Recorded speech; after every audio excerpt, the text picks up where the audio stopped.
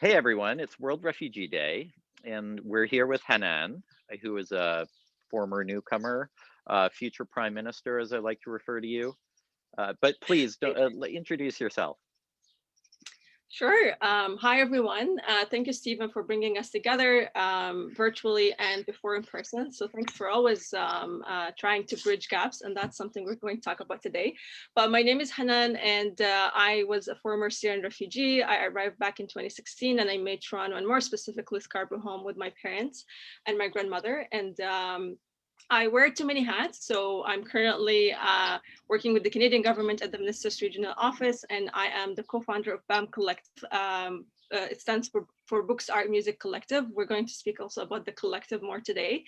I'm also the new president of the Politics and Governance Association of Ryerson and the managing editor of the Refugee Cluster at the Migration Initiative of Ryerson. Wow, that is a lot. And we'll talk a little bit. You're what? Did I mention I study too? I'm currently studying. I'm currently studying at Ryerson and majoring in politics and governance and minoring in law. So this is a big thing. That's a lot.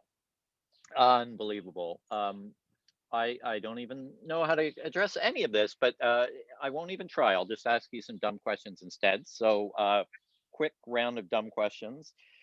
What's something you're good at? I'm good at multitasking and managing my time for all the projects I'm working on. Okay, what's something you're bad at? Sleeping. I barely sleep, so have to work on this. No wonder, with all that going on. What is something weird about Canada in your experience as you found it? Apologizing for apologizing too much. So we say sorry for saying sorry, and I found it so weird. So that's the weirdest thing I found. Yeah. Sorry for that. Sorry. Okay, sorry. So let's talk about BAM, which is Books, Art, Music Collective. And yes. And it's something I know Hanny, who I know you're about to talk about, and as you say, it's a really interesting kind of combination of your coming at it from the poli-sci kind of policy side, him coming at from his art. He's an accomplished photographer. What is this, and why is it important for you to start it? So the inspiration for funding BAM Collective was at that time when we arrived to Canada, both of us were super active in the community, and not only with community organizations, but we were taking leads when it comes to government, and we were sitting on tables and discussing issues and gaps. At that time, Hani was a member of the Prime Minister's Council, and he is also a legally blind photographer, very talented and intelligent, and has a lot of issues. He loves to solve through his talent, which I admire. And for me, I was also part of various organizations. So both of us, while doing that, we were observing how we are given the opportunities and how we're given the spaces.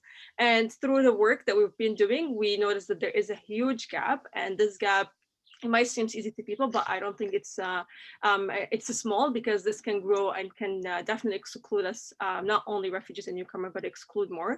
But equity-seeking groups, and for those who don't know who are the equity-seeking groups, they're not only the refugees and the newcomers, but also Indigenous, Black youth, LGBT community plus, people with disabilities, all these people that have fewer opportunities or have no access to opportunities and are not included. So we really thought that these people need more work to be done, and the work that has to be done has to include them. So we started to brainstorm how we can bridge gaps and include these people and make sure their voices are heard while they're engaged and they're having fun, because young people like to have fun. We don't want to be in boring spaces. And as you mentioned, I come from the more like policy and finding issues in systems and try to solve it, and advocacy work. But at the same time, Hani brought the creativity to this collective, and we decided to start making spaces creative and start making it more colorful for us to discuss important issues, not only politics or changing institutions or working to fix institutions, but also climate change, mental health, speaking on behalf of our communities, and talk about global issues, not only local issues. So we really wanted to make those spaces creative and we decided to host our first event in 2019, which was right before the 2019 Canadian election. Great time to educate newcomers, but also to bring people together to discuss voting. And we know there is a gap in Canada for young people to vote and learn how to vote. So we at that time we had challenges. One of them was we didn't have budget. We operated with zero budget. And two, we didn't have a physical space. Like we were like, where shall we host our event? Like we don't have an actual space. But we made it work. We reached out to the Center for Social Innovation, which is now our BAM home. We operate there. We reached out to one of their locations at Regent Park, and we said, hey, we have an idea and we really wanted to to happen. Would you give us a space? They were so generous. They opened their doors and their hearts to us. And we hosted our event in September 2019. We brought a nonpartisan organization to speak about election, and we gave the platform for people of color and the groups that we wanted to work with to perform, share their voice. And we didn't restrict them to perform in English. We said, if you want to perform Arabic, perform in Arabic. If you want to do it in Spanish, do it in Spanish. We will still enjoy it because we believe our art is bridging gaps, because it could be a universal language that we can enjoy and understand. And we also supported writers who sold their books for the first time. We collaborated with amazing newcomers like Osama, who is my favorite person, and now on my advisory board at BAM. We supported one of his projects, Our Art, Our Heart, and we supported the participants to sell their pieces to support other refugees. And the second week, I received a call from one of the guests and said, hey, I voted for the first time in my life. And I knew from that day we made an impact, and we really wanted to continue. And people told us we cannot do it. And people told us you're not going to grow. And it's just what, like art and space? Like, what are you really bridging? We continued the work that we're doing. We applied for funding. We operated in multiple spaces. Obviously, with COVID-19, we had to shift virtually. And now we're grown from 2 Syrian newcomers, Ryerson students, to 10 core racialized folks. And when I say racialized, they have stories to tell, and they have a lot of work that they are highlighting in their stories and in their advocacy work that they're doing. They're representing their communities, and we work together. And now, recently in 2020, we established 4 committees and board members, and we welcomed 11 advisory board members. They are super diverse. We have people that are running for offices. We have gender studies. We have those who are doing climate consultation, mental health consultation, community art. And it's just so great to see how our team is diverse and how are we bridging gaps and collaborating with community members, receiving more funding, and not only operating and becoming Ontario's first youth-led collective that works in empowering equity-seeking groups through engagement, community engagement, and arts.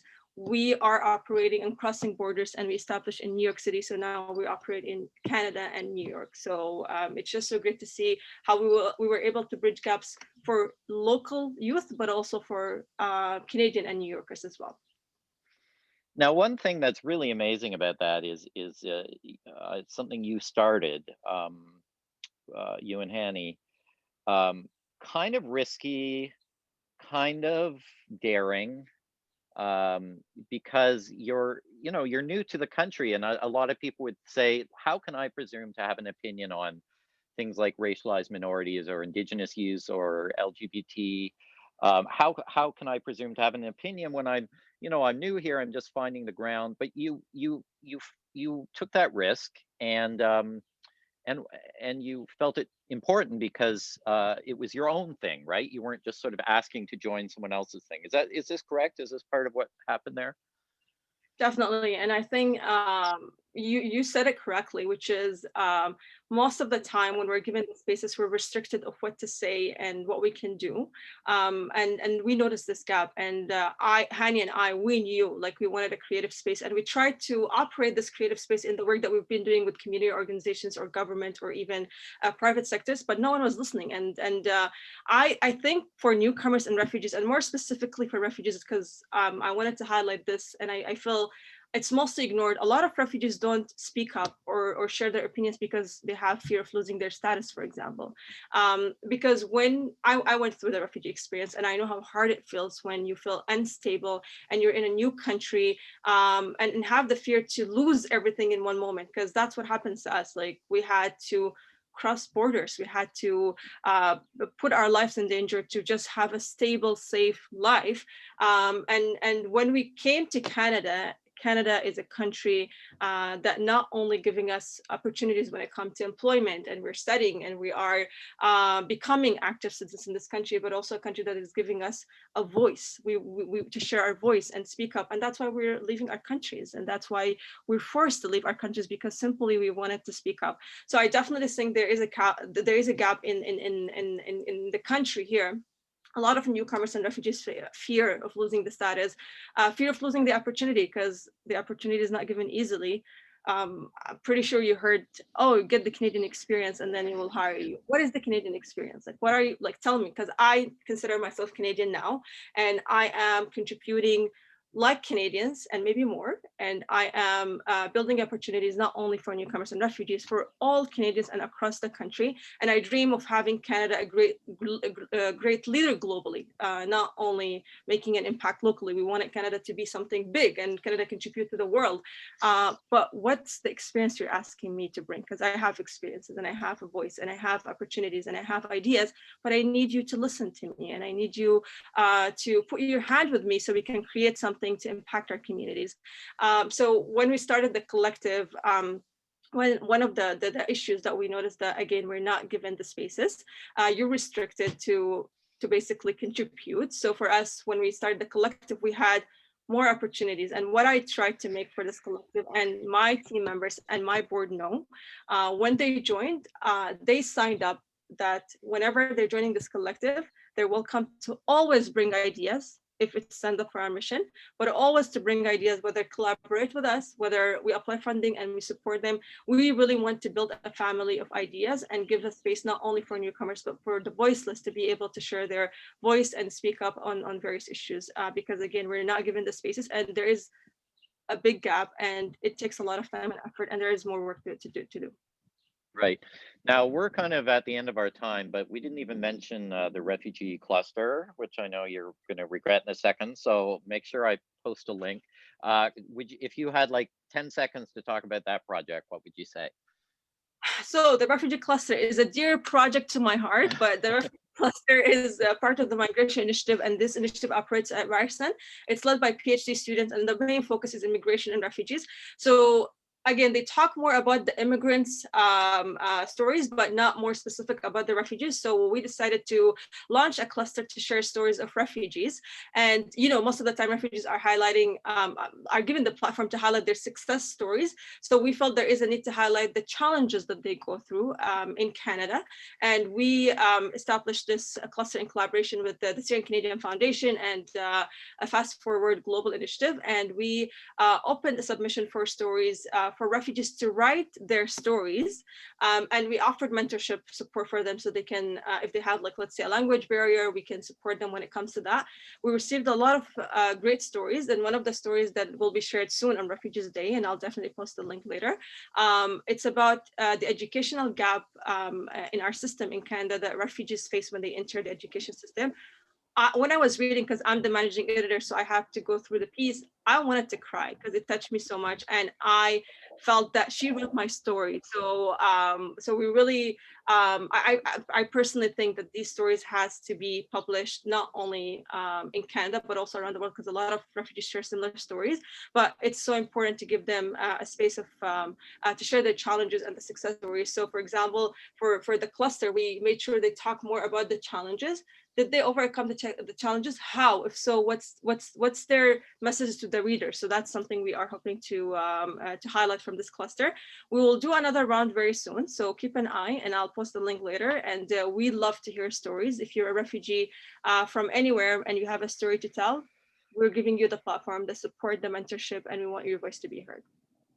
Thank you so much. And I'm just going to drop one hint, and you don't have to explain it. I'm not going to explain it, but there is more to come, and 3 letters to hint at what's more to come. CBC. That's all I'm saying. So watch this space. Watch this space for more. Well, yeah, you're going to see me on CBC. So you, and one of my awesome people, Osama, who was also in this episode. But keep an eye. We'll definitely share the link. So, but thanks for dropping that. So Yeah. Excited. And I, we didn't even talk about the fact that like you recently had a online conversation with the Prime Minister of Canada. Uh, yeah. Now I work for him. Now I work for his office. Yeah. So it's fitting. It's full circle. All right. Well, thank you so much. We'll post some links, and watch this superstar to more to come. Right. Lots Yeah. more to Thanks. come. Yeah. Of All right. course. Thanks, Stephen. Thanks, everyone. All right. Happy World Refugee Day.